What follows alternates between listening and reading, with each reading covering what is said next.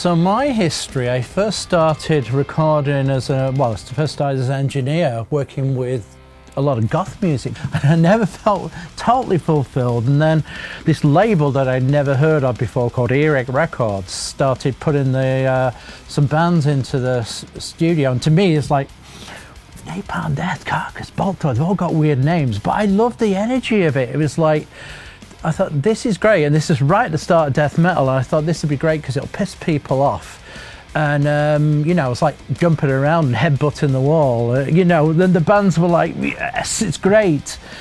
And my name started getting around from that, and then I think really a great break was working with Roadrunner, bands like Machine Head, really. And I think at the time, I don't think Monty will mind me saying this, he did everything to sort of put the band off using me. It was like, well, he's done all these death metal bands, but you're a different type of band, towards a Pantera thing.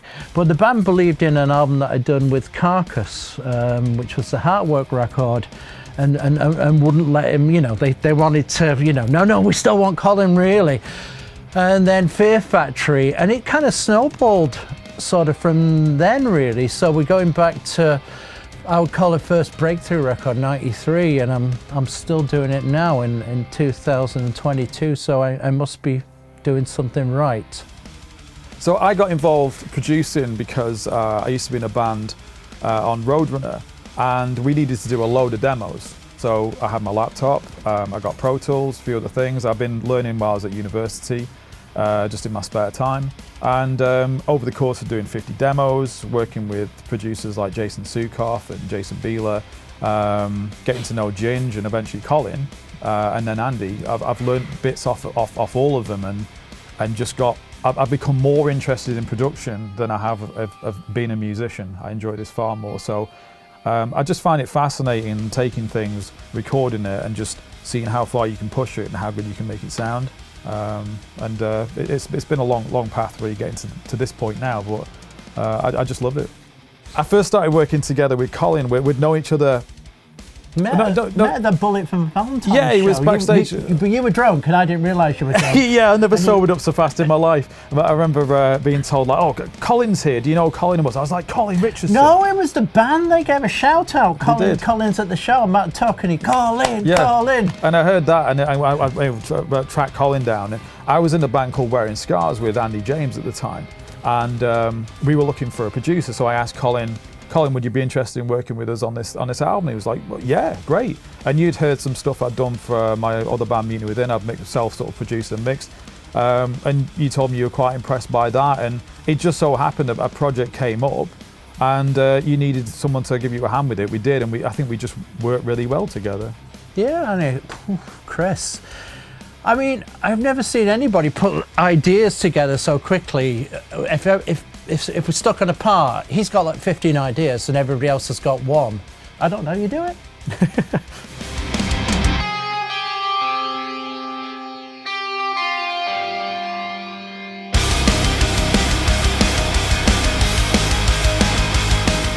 So from this pack, I think people can expect a wide range of diverse, predominantly metal tones, but it also goes into some rock tones, clean tones and everything. And especially when you adjust the gain, you can get a bit of everything out of it, but predominantly metal. And we've done some tones with a bit of a nod to some of your probably most famous records as well. Yeah, and I've been asked over the years, how did you get this sound? Burn My Eyes. How did you mix these? Slipknot, All the Hope Is Gone. So we put some really good nods towards those tones and done our own things and hopefully modernised it a little bit as well. I think people are going to really like this pack in particular because we haven't gone mad with processing anything. I think sometimes a tone can be cornered by over-processing and it only fits one setup. We've done it with mic position, a lot of it. Yeah, we have. Yeah, we have. And we've left it where we would when we recorded an album ourselves of that's a great tone. And then we can mold it a little bit to fit the final mix. So if the drums are a little bit brighter than we first expected, we can brighten the tone up because it's a very balanced tone. And I think people are going to be able to find that they can take what we've created and make it work for them in pretty much any mix because we haven't over processed anything to anything in particular. Yeah, and I was going to say the number of times that we almost wore the carpet out because the number of times we went from the control room into the playing area, stood in front of the cabs and went, we're not getting that, so let's just move the mic a quarter of an inch, let's move it a fraction up or down. Not wanting to use EQ, just with old school techniques to sort of, to find the sound that was coming out of the cab. Just by, like you say, old school techniques of moving mics around. Mm-hmm. Going from the, I guess, analog domain of recording the tones and then putting them into a digital plugin, I was really surprised by the accuracy of how it's come out. When you put them side by side and you can't tell the difference, Yeah. I think that's really quite shocking because I always feel like I would be able to tell the difference and I can't. Yeah, and I was going to say it's the first time we've done a pack as such and we didn't know what to expect, and when we got the final guitar sounds they were way, way closer than we could have ever imagined, so we're super happy with the final product.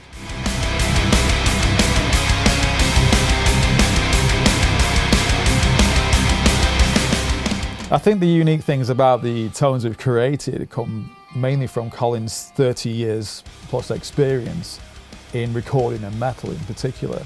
I think being at the forefront of I'd say the modern metal sound, you've had this, you've created this tone which is kind of savage sounding, but has also got this clarity and this sort of, that you can really hear the notes in it. You've always had this way of creating it with a perfect amount of gain and top end, so it's got that aggressiveness, but it's defined as well. I've usually got a specific idea in my head how I want the tone to sound, based on the drums and the bass and around the vocals. So I think my sound's always been a hi-fi, high-tech sound, and I'm looking to always put that in, make sure that the guitar isn't thin sounding and the note of the guitar in the mid-range has got a really good roar to it as well. Yeah, I think with the tones, they have such a broad range of usage as well. It's not that you're just going to use it for a particular heavy track. I think your tones you can kind of push into wherever you want. I think you're not born with that or anything. You sort of learn it. You learn that over time, really. I remember staying up till 3 or 4 o'clock in a few studios that I worked at, sort of looking at sounds that I recorded and think, could I have done that better? And start messing with the EQ. And I was like tired, but I'm like, there's something in my head that I think I might have made an error on. And I if I just do this and do this, I maybe could improve it and stuff. So I don't know. I mean, I think if you're doing any job, you want to do it to the best of your ability. And I just wanted to, however far I've gone or are going, I just wanted to do it 100%. And I just got really high standards for myself. And if I reach those high standards, hopefully everybody in the band and anybody who listens to it will be, super pleased as well.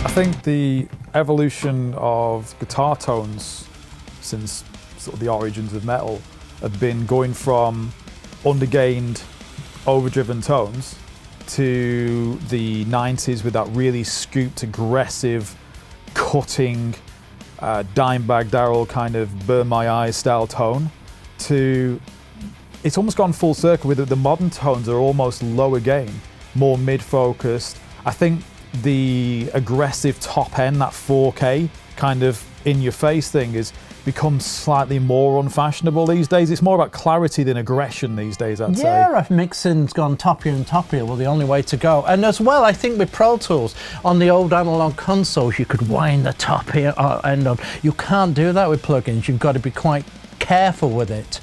So these days, I wouldn't, if I made Burn My Eyes again, I think it'd be more of a rounder sound and not quite as abrasive, but the album's been super successful. So it's just about what was right at the moment, how I'd think about production now. And it's 28 years later, I do it differently, but I can't argue with the albums. I wouldn't change a thing. Of the moment, I would maybe in the modern Pro Tools world, I'd just record things different. But they're a snapshot in time, the old albums. I think guitar tones have got better over the years. And I think one of the reasons is there was so much gear around. I mean, interestingly enough, I think I used the first PV5150 ever in the UK on Carcass's Heartwork. It was a rental from John Henry, and it was just coming to the country because we really struggled for about 4 days on. We were using Marshalls. There was Marshall and Messer Boogie back in 92, 93. And somebody had told me at the studio, oh, there's this amp called a PV5150, everybody's raving. We were at our wits' end, couldn't get a guitar sound that the band liked. I didn't like it. We got the PV up, put it with, I think, a Marshall Governor pedal, not a Tube Screamer, and we had the sound in about an hour, really. So I think the choice of gear is amazing now. I mean, plugins now, to me, sound just as good as real amps, really. So it's what the band wanted. The band says, we're anti-plugins, we're going to use real amps and real cabs. If the band say, I don't care what it is or what the source is, just find me a great sound. And if it happens to be a plugin, it's going to be a plugin. There's no rules. Just do what's right at that particular moment.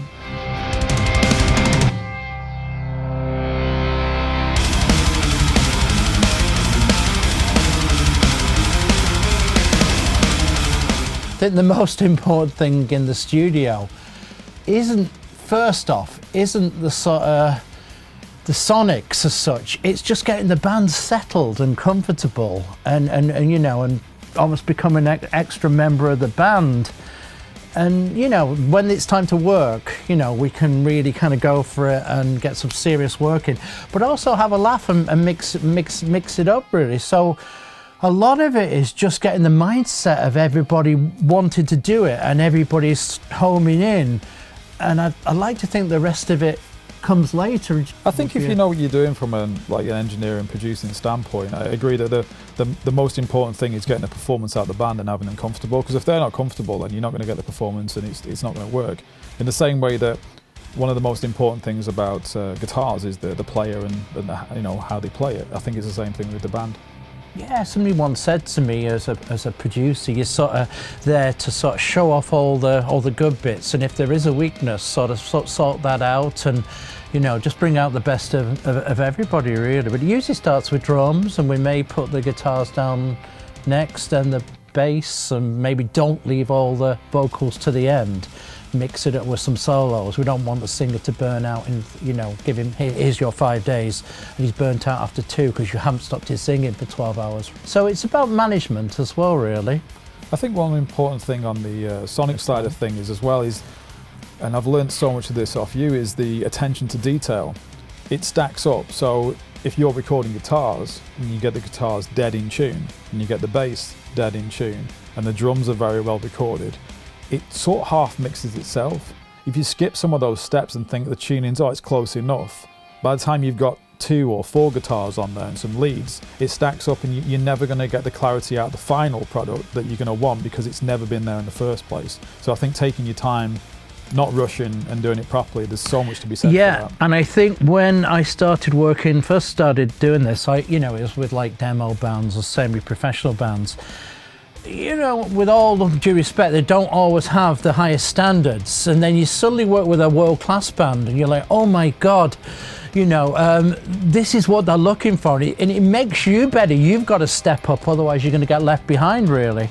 So I think, you know, working with great bands makes you a better producer. You've got to be, haven't you? You've got to be on it. The most challenging thing when we're recording, I think it's envisioning the end product before you start.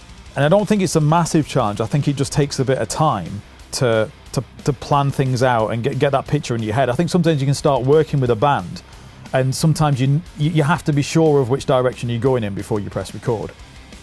Mine's a different answer. I think this job that we both do, producing and mixing, is 60-70% psychology. And if one of the band's having a really bad day, or the drummer's just throwing his sticks across the room because he can't get the drum take, or the singer's out of tune, he's really upset, it's sort of just putting your arm around them, you know, and kind of saying, you know, look, it will be better, just take an hour, take 2 hours out maybe, and come back to it. So after a while, I think the technical side takes care of itself, but there could be 4 or 5 personalities in a band, and it's just making sure that you're getting the best out of every single personality for that record, because they're only going to make the record once, and it's a band's career at stake here, so let's get it right.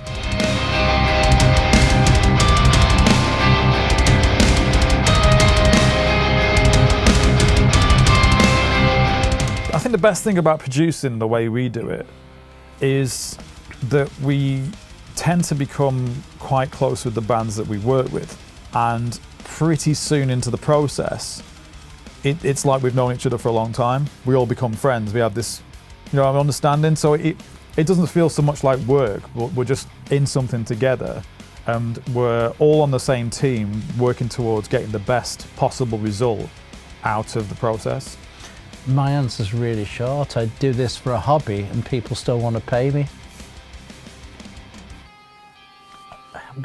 That sums it up, really. That's a fucking brilliant answer.